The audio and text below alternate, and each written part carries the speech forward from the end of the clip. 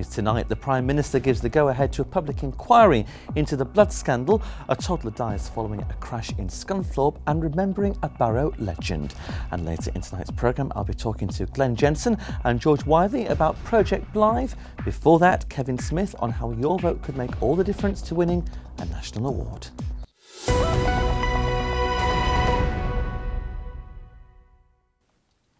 Hello, good evening. Welcome to Tuesday's programme with me, Luke Adams.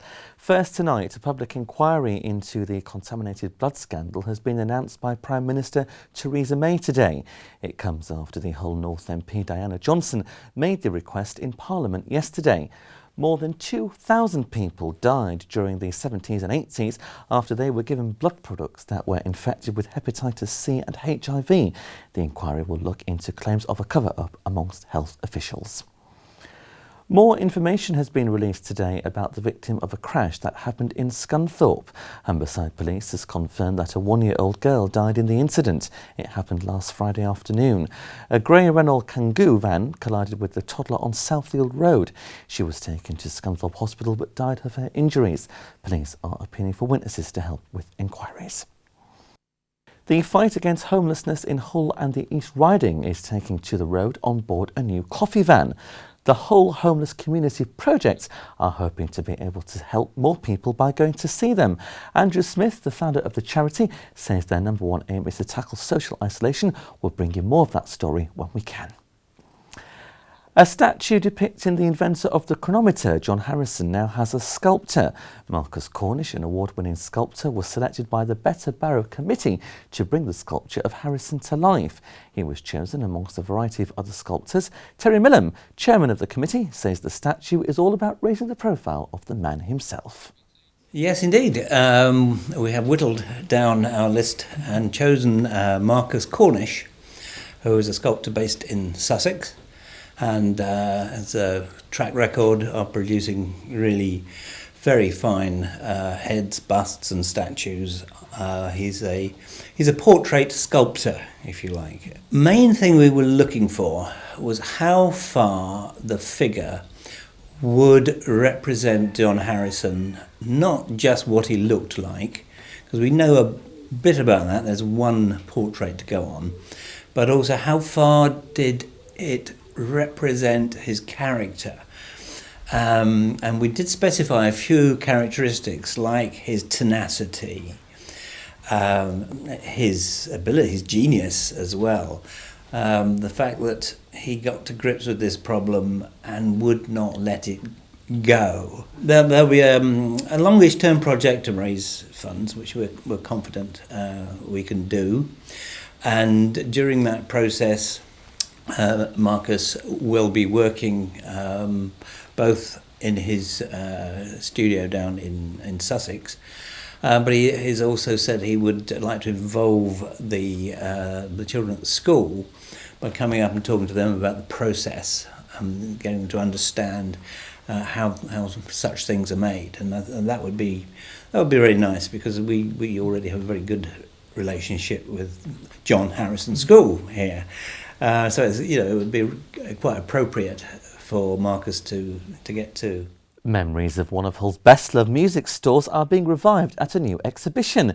Sydney Scarborough, affectionately known as Sid's, was the city's leading music store for over 40 years before closing in 2001. The exhibition is the brainchild of a former employee and features store memorabilia, old record sleeves and posters from various Hull gigs. There's even an old vinyl record player to play the tunes of yesteryear. It's part of a wider exhibition that showcases the work of Hull music photographers, as Alan Raw, curator of the Hit Gallery, explains. So there's 14 different photographers who put their work in. They all submitted their work to an open call back in April, where we just said, if you have photos of music happening in Hull and you're a local music photographer to this area, we'd like to celebrate your work, we'd like to celebrate the music visually as well, and show that symbiotic relationship between sound and vision, visual arts and music, and how they go together on album covers and posters, and the way that photographers work with musicians. So we've used the Hip Gallery. We've got one particular photographer's work in here which really shows the diversity of the kind of music happening in the area, and that's Richard Duffy Howard's work. Then next door in Creative and Cultural Space 1, we have got John Wood's photographs, which are much older. So we've got photographs of the House Martins, the Gargoyles, and Pink Noise and other bands. And then along with that, we've got a fabulous exhibition, which is Sydney Scarborough's Remembered. So 16 years ago, Sydney Scarborough's record shop closed, but for many years, since the turn of the century before that, it was the place to go to get your music. And it had a real culture around it, and it added a very important part to the music infrastructure of the area. And the exhibitions are now on display at the Hip Gallery in Princes Quay until the 23rd of July. Now, a local marine heritage project is appealing for votes after reaching the finals of the National Lottery Awards. To tell me more on how your vote could count, I'm delighted to welcome my first guest tonight, Kevin Smith, Chairman of Shipwrecks of the River Humber, who's behind the project. Good evening, Kevin. Welcome to the programme. Thank you very much indeed for coming in. First of all, tell me about the project you're involved with. The project is Grimsby's Lost Ships of World War One. We are investigating 30 of the 375 trawlers that sank during World War One. They all went to sea every day, either clearing mines or fishing, and we lost 1,200 men and boys over the 4 years. Okay. So a significant number of losses. Yes, a large amount. This is just Grimsby. So the rest of the country must have been enormous. Yeah. So we didn't just lose the people that went to the trenches. We lost another 1,200 men from Grimsby. Just in one area alone? Yes. So quite devastating numbers, Kevin. Yes. We've got stories of one of the trawlers. In one day, the family lost grandfather, father and son on one boat. So a whole generation wiped out. Lost. Just like that. Yeah. Kevin, you put a bid forward to the National Lottery Heritage Fund, didn't you? Yes. So why did you feel it was important for this project to be given the go-ahead and put that story out there? It was important because it's the centenary of the First World War, and the story's never been told. Okay. People don't understand or don't realise what Grimsby did with the trawlers in the First World War. So we needed to tell that story so that people out there realise that these men went out every day, no matter what the weather, clearing mines and fishing. Without those people, the Royal Navy would not have got out in the North Sea, because they would have been blown up by all the mines that were there. And the country needed the fish as well. So it was a very important role. Yes, absolutely. And there was a lot of trawlers lost. I counted roughly 21 here. Yeah. Ajax, the Revigo, Kilmarnock. Yes. And all lost in quite a short space of time. Yes. The start of the war, I think the Fitona was lost in the first week. And very soon they realised that the North Sea was strewn with mines. Right. So they were going out, not knowing that there was mines there, and just never coming back. Okay. So it was horrendous. It has been quoted that the fishing industry then was more, you could lose more people in the fishing than you could in the mines. Right. And for every 10 miners that died, for every one miner that died, 10 fishermen died. So again, a huge amount of loss of life in the World War One. I believe as part of this project, Kevin, you was awarded some funding, as I just said, and the wreck of the Alberta was discovered in the North Sea as part of the search. Yes. Tell me a little bit about that. The Alberta was out mine sweeping with another trawler called the Orcades. Okay. It was sweeping mines and it dragged a mine into its stern and blew itself up. The Orcades came to its rescue, pulled alongside and was also sunk by another mine. So they lost 13 souls in that one morning. One of who was Percy Horn from Grimsby, aged 26. Yes. And I believe you've been in touch with his great-grandson, Mark. Yeah, Mark Richardson lives down Heneage Road. His dad, who is Percy Horn's son, is still alive. He's in his 80s. And yes, we've had a lot of conversations with him. He's given us a lot of information on his father and his grandfather. And we're hopefully going out this Sunday to lay a wreath on the site with other descendants and show them where it sank. So it's great that some of the descendants are still around. Importantly, Kevin, your project has allowed you to make the finalists for a prestigious award. So tell me a little bit about that and how people can nominate your project. Yeah, we was put forward into the awards. It's called the National Lottery Good Causes Award. Okay. And out of 1,300 projects, we're through to the final. Congratulations. Yeah, great. It's an amazing achievement. There are 7 in our category in heritage, and we need people to vote for us, either online or telephone, or as of Thursday of this week, which is the 17th, we can vote on Twitter and Facebook. And if you want to know where to vote, yes, please. lotterygoodcauses.org.uk/awards. And the telephone number is 0844 836 9701. Fantastic. And we're also on Facebook on Grimsby's Lost Ships, and the same on Twitter. And when is the closing date for these nominations? 29th of July. Okay, so we've got a couple of weeks to gain as many votes as possible. Kevin, why do you think people should vote for your project to win this award? To put Grimsby on the map again, and to say, to praise these heroic men that went out. They did it, all volunteers. They didn't have to go.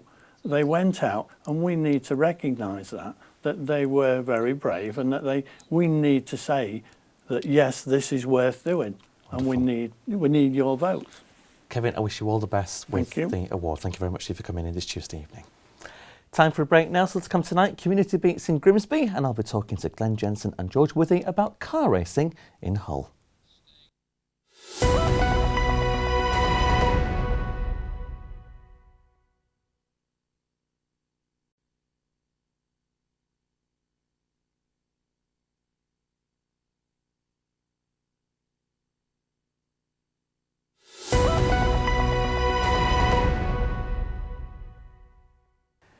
Welcome back to Estuary News. Still to come this Tuesday evening, Glenn Jensen and George Withy join me on the surface to tell me about competing in an electric car race, plus a roundup of the latest sports news with Dan.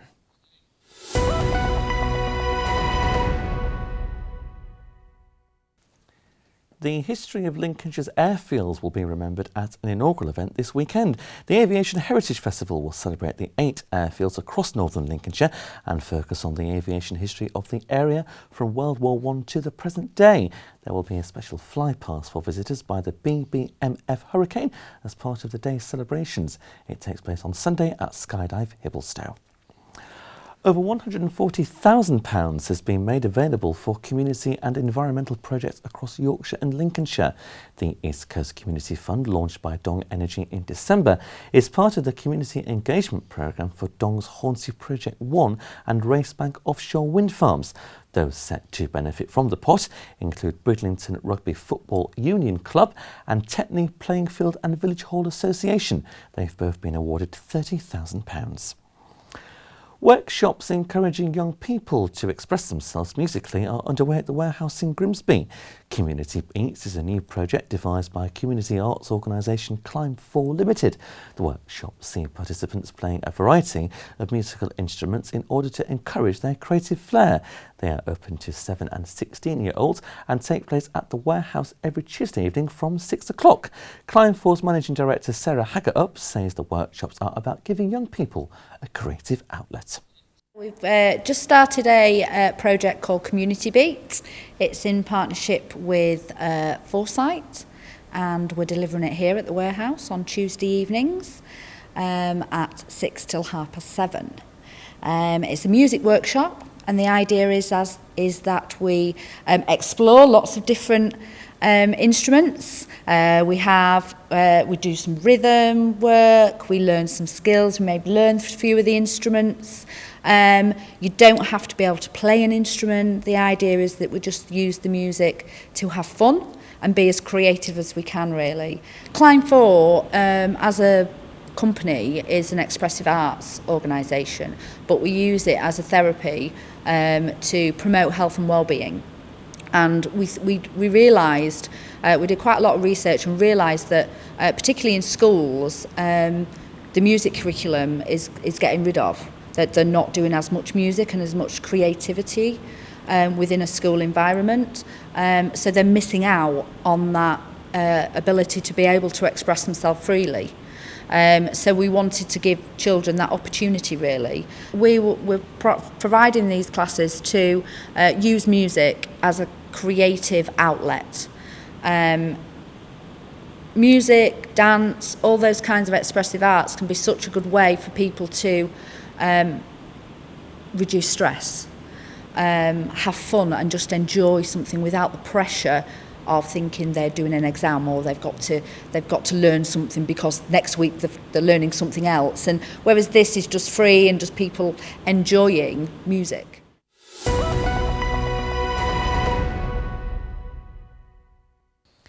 Now racing into the studio, Glenn Jensen and George Withy to tell me about an electric car race set to take place in Hull this weekend. Good evening, gentlemen. Welcome to the programme. Thank you very much indeed for coming in. Did you race into the studio with the car this evening? No, we didn't. We brought it in the back of a van. Unfortunately, we underestimated the size of the car. We did, yes. But what have you been involved with creating? So we've taken part in a project, Project Blythe for the Humber region, which was engages learners into STEM. And what we've used it for is for our learners, our H&C learners, which George is one of them, to create an electric race car that's capable of doing approximately 30 miles an hour, which we raced on the 16th of July around the KC Stadium. Okay. So how long has it taken you to create this car? We ran the project last year, didn't we, for your level 3, which we ran for a year, but there was obviously no race to take part in. Right. But this year, I'd say about maybe 6 months from design to build. Yeah, we probably started it in October and then finished it in March. It's finally come to fruition ahead of the event, like you said, on Sunday. George, how many of your fellow students have been involved with this beast of a vehicle? Quite a lot. In our class specifically, about 15 people, but we have 2 separate teams and two different classes. So overall, probably about 20 people. Okay, so a bit of a huge team effort involved. Yeah, Glenn. definitely. And you've overseen this project develop. Yep. You're curriculum leader for engineering at East Riding College, I believe. Yes, that's right. Yeah. How engaged have the pupils been with this project? It's been brilliant. It's been absolutely brilliant. Before, in engineering, projects could span from anything, and sometimes they would be very theoretical, and I wanted to change that. I wanted them to be able to see something and get their hands on something and produce something, and the fact that it's a competition as well is even better at the end, because they not only get to produce it, they get to drive it and race against other schools and colleges. So it's a real battle of nerves Definitely. and steel and adrenaline, I would imagine, George, on Sunday, isn't it? Yes. What's going to be involved during the course of the day, George, on Sunday? On Sunday, we're going to go there, sign on. All the teams are going to be there. Okay. And there's going to be practice runs first before the actual races. So each team's going to get an hour and a half to go around the track and see what it's like, and then each team gets to do the race. Okay, and hit the road running.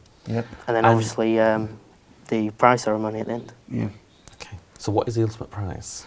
Well, If you win, we're fingers in crossed. it to win it. Yeah, I mean, there is the Green Power is a national thing. It's an international thing, and it's the first time it's ever come to our region with Project Fantastic. Blythe. And so anybody who does win the race or comes, I think it's first, second, or third on Sunday, will then get entered into the international finals in Rockingham, I believe. Yes, in Rockingham. Okay. Are you confident of winning with you and your fantastic team? Yeah, definitely. We are, aren't we? I think we're fairly confident that we're going to win. Well, I wish you all the best. Good luck. Thank you. Now, importantly, this whole project is about raising aspirations of students like yours at the college to get into engineering.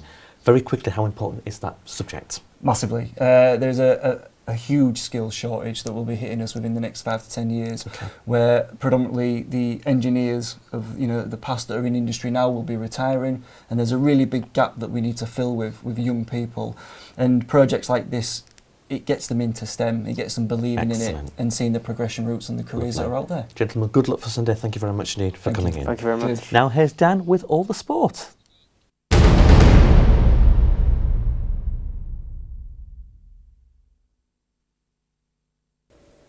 Hull City have made their first summer signing today. Chelsea fullback Ola Aina has made the move to the KCOM Stadium on a season-long loan.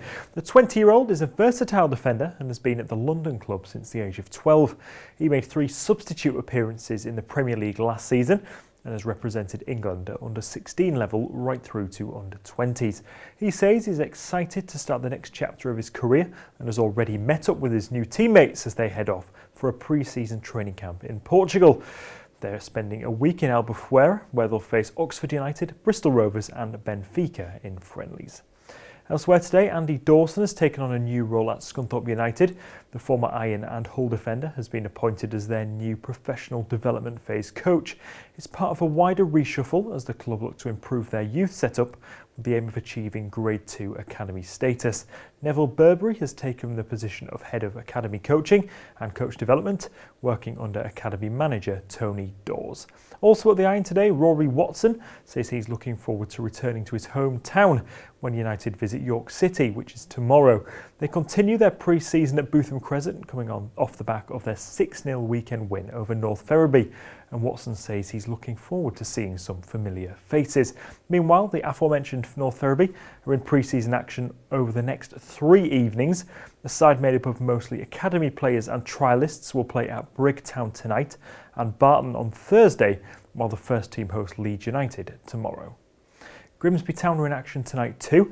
They're heading down to Stamford to play in the Lincolnshire Senior Cup and are again expected to name a number of trialists in their squad for that game.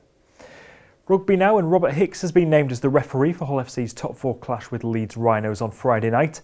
The Black and Whites travel to Headingley 3 points behind their hosts and eager to halt their run of back-to-back defeats. We'll be with head coach Lee Radford later in the week and we'll bring you the build-up to the game on Thursday and Friday's news. And Hull Kingston Rovers playmaker Danny Addy has hailed the way the club's mid-season recruits have adopted life at the Robins. He says that the healthy competition added to the squad will keep everyone on their toes going into the Super 8 qualifiers. Addy himself scored a hat-trick in their weekend win over Bradford. And finally, cricket. Yorkshire are unchanged again for their third 2020 Blast game this evening. Tim Bresnan again captains the side, while Liam Plunkett will sit it out with a groin strain, which he sustained in the county championship last week. And that's all for the sport.